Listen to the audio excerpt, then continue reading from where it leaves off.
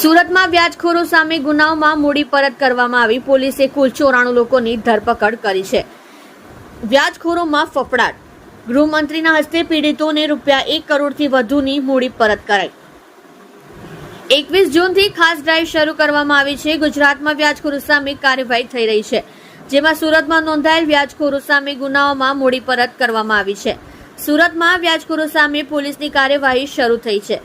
તેમાં સુરત પોલીસે 58 વ્યાજખોરો સામે ગુના નોંધ્યા છે, જેમાં પોલીસે કુલ 94 લોકોની ધરપકડ કરી છે. પીડિત લોકોને 1 કરોડથી વધુની મૂડી પરત કરી છે. વ્યાજખોરો સામે ગુનાઓમાં મૂડી પરત કરવામાં આવી. ગુજરાતમાં વ્યાજખોરો સામે કાર્યવાહી થઈ રહી છે, જેમાં સુરતમાં નોંધાયેલ વ્યાજખોરો સામે ગુનાઓમાં મૂડી પરત કરવામાં આવી છે. ગૃહમંત્રી હર્ષ સંઘવીના હસ્તે લોકોને મૂડી પરત કરવામાં આવી છે, જેમાં સુરત પોલીસે કુલ 58 વ્યાજખોરો સામે ગુનો નોંધ્યો છે, તેમજ પોલીસે કુલ 94 લોકોની ધરપકડ કરી છે. સુરત પોલીસે પીડિત લોકોને તેમની 1 કરોડથી વધુની મૂડી પરત કરી છે. ગુજરાત પોલીસ દ્વારા 21 જૂનથી ખાસ ડ્રાઈવ શરૂ કરવામાં આવી છે. વ્યાજખોરોના વિષય ચક્રમાં ફસાઈ ચૂકેલા નાગરિકોને મુક્ત કરાવવા ગૃહ રાજ્યમંત્રી હર્ષ સંઘવીની સૂચનાથી ગુજરાત પોલીસ દ્વારા 21 જૂનથી ખાસ ડ્રાઈવ શરૂ કરવામાં આવી છે. 31 જુલાઈ સુધી ચાલનારા ડ્રાઈવ અંતર્ગત તમામ જિલ્લાઓમાં ઉચ્ચ પોલીસ અધિકારીઓ દ્વારા લોક દરબાર યોજી તપાસ સાથે કડક કાર્યવાહી શરૂ કરી દેવામાં આવી છે.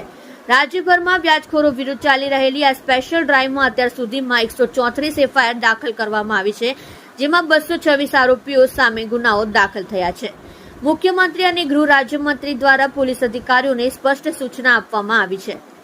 મુખ્યમંત્રી અને ગૃહ રાજ્યમંત્રી દ્વારા પોલીસ અધિકારીઓને સ્પષ્ટ સૂચના આપવામાં આવી છે કે આ ડ્રાઈવનો ઉદ્દેશ્ય માત્ર ફરિયાદોની સંખ્યા કરવાનો નથી, પરંતુ ગ્રાહ્ય ફરિયાદોને જ નોંધવામાં આવે અને તેના આધારે કડક કાર્યવાહી કરવામાં આવે. જે અરજદાર પાસેથી વ્યાજખોરે ખોટી રીતે નાણાં પડાવ્યા હોય તે નાણાં પણ પરત આપવાનો અભિગમ છે. આ લોક દરબારમાં વ્યાજખોરોના ચુંગાલમાં ફસાયેલા નિર્દોષ લોકોએ પોલીસ સમક્ષ પોતાની વ્યથા ઠાલવી છે. પોલીસે લોકોની ફરિયાદોના નિકાલ માટે તાત્કાલિક ધોરણે કાર્યવાહી હાથ ધરી.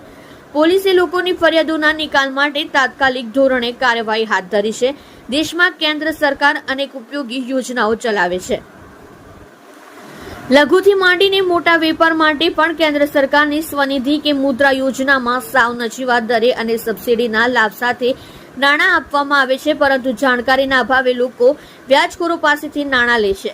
સામાન્ય પ્રજાને લોન ધિરાણ મેળવવામાં મદદરૂપ થવા માટે રાષ્ટ્રીયકૃત બેંકો અને સહકારી બેંકોના પ્રતિનિધિઓ તથા જિલ્લા ઉદ્યોગ કેન્દ્રના અધિકારીઓ તથા જિલ્લામાં આ પ્રકારની લોન સહાય આપતા અન્ય સરકારી વિભાગોના પ્રતિનિધિઓ સાથે સંકલન કરી લોન ધિરાણ આપવામાં સહાયતા માટેનું કેમ્પ આયોજન કરવાનું પણ નક્કી કરવામાં આવ્યું છે.